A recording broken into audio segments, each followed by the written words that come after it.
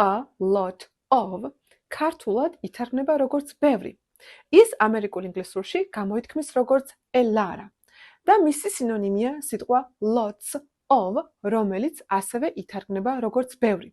ყველაზე მთავარი აქ ის არის, რომ ამ სიტყვებს ყოველთვის, აბსოლუტურად ყოველთვის მოსდევს არსებითი სახელი მრავლობით რიცხვში.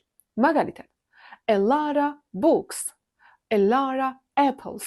მაგრამ სიტყვა a lot, ანუ a lot of ხო იყო ბევრი და სიტყვა a lot უკვე of is გარეშე ითარგმნება როგორც ბევრს ან ხშირად და მას არ მოსდევს არსებითი სახელი, ის ყოველთვის დგას ზმნასთან ერთად.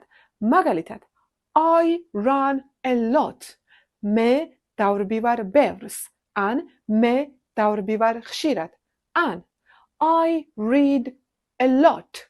ნიშნავს, რომ მე ვკითხულობ ბევრს ან მე ვკითხულობ ხშირად. ანუ a lot of და lots of ითარგმნება როგორც ბევრი, ხოლო a lot ითარგმნება როგორც ბევრს ან ხშირად.